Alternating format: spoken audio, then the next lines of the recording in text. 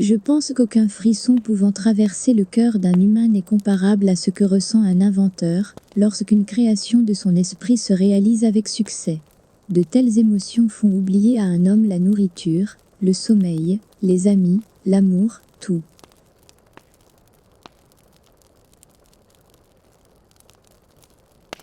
Si seulement vous connaissiez la magnificence de 3, 6 et 9, alors vous auriez la clé de l'univers.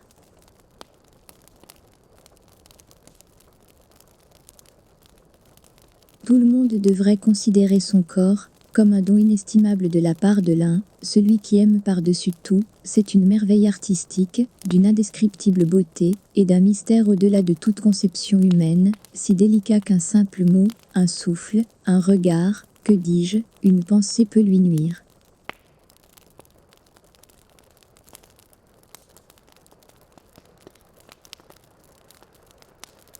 L'homme de science ne vit pas un résultat immédiat. Il ne s'attend pas à ce que les idées qu'il avance soient facilement acceptées. Son travail est comme celui d'un cultivateur, pour l'avenir. Son devoir est de jeter les bases pour ceux qui sont à venir, et de montrer la voie. Il vit, travaille et espère.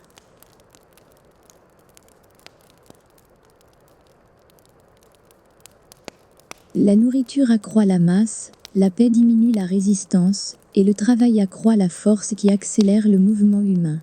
Ce sont les 3 seules solutions possibles pour accroître l'énergie humaine.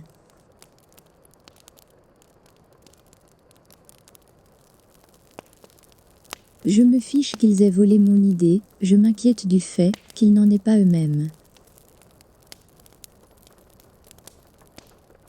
Les inventeurs n'ont pas de temps pour la vie conjugale.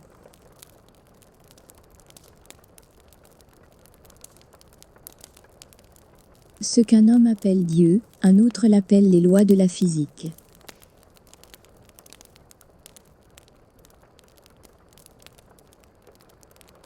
L'instinct est quelque chose qui transcende la connaissance. Nous avons sans aucun doute certaines fibres plus fines qui nous permettent de percevoir les vérités quand la déduction logique ou tout autre effort volontaire du cerveau est futile.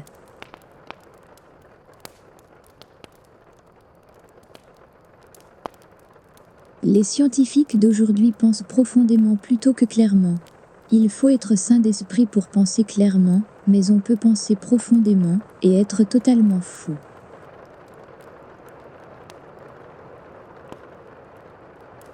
Ce que nous désirons maintenant est un plus proche contact et une meilleure compréhension entre les individus et les communautés partout sur Terre, ainsi que l'élimination de l'égoïsme et de l'orgueil qui sont toujours sujets à plonger le monde dans la barbarie primitive et les conflits. La paix ne peut provenir que comme une conséquence naturelle d'une illumination universelle.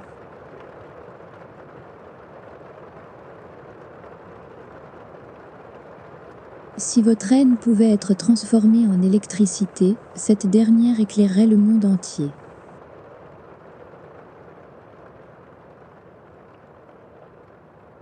Laissons l'avenir dire la vérité et évaluer chacun en fonction de son travail et de ses accomplissements.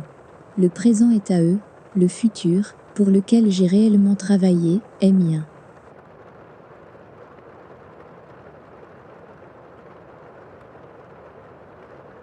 Je suis reconnu pour être l'un des plus travailleurs, et peut-être le suis-je, si réfléchir équivaut à travailler, ce pourquoi j'ai dévoué la plupart de mes heures de veille. Mais si travailler est interprété comme une performance définie dans un temps spécifié et accordée à une réglementation stricte, alors je suis peut-être le pire des fainéants.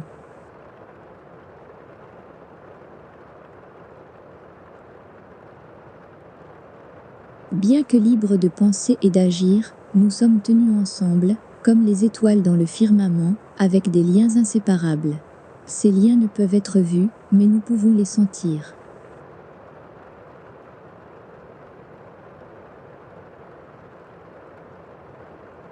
Le jour où la science commencera à étudier les phénomènes non physiques, elle fera plus de progrès en une décennie que dans tous les siècles précédents de son existence.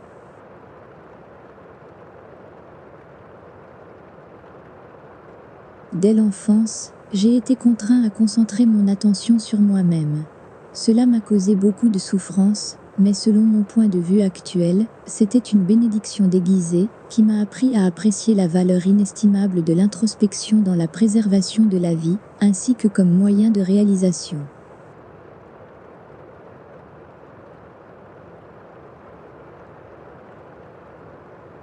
Aujourd'hui, les scientifiques ont substitué les mathématiques aux expériences, alors ils errent d'équation en équation, créant éventuellement une structure qui n'a aucun lien avec la réalité.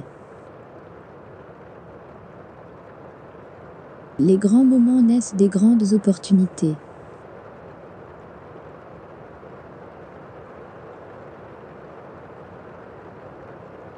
En aucun cas nous ne pourrions obtenir une telle idée de la grandeur de la nature que lorsque l'on considère, conformément à la loi de la conservation de l'énergie dans l'infini, les forces sont dans un équilibre parfait, et donc l'énergie d'une simple et unique pensée unique peut déterminer le mouvement d'un univers.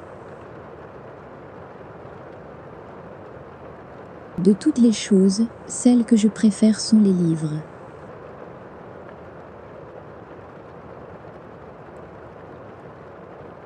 Être seul, c'est le secret de l'inventivité. Être seul, c'est le moment où les idées naissent.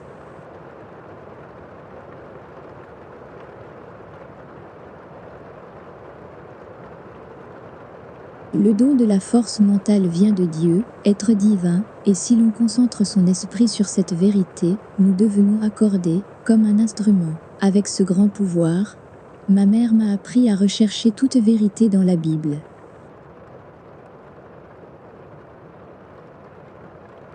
Si vous voulez trouver les secrets de l'univers, pensez en termes d'énergie, de fréquence, d'information et de vibration.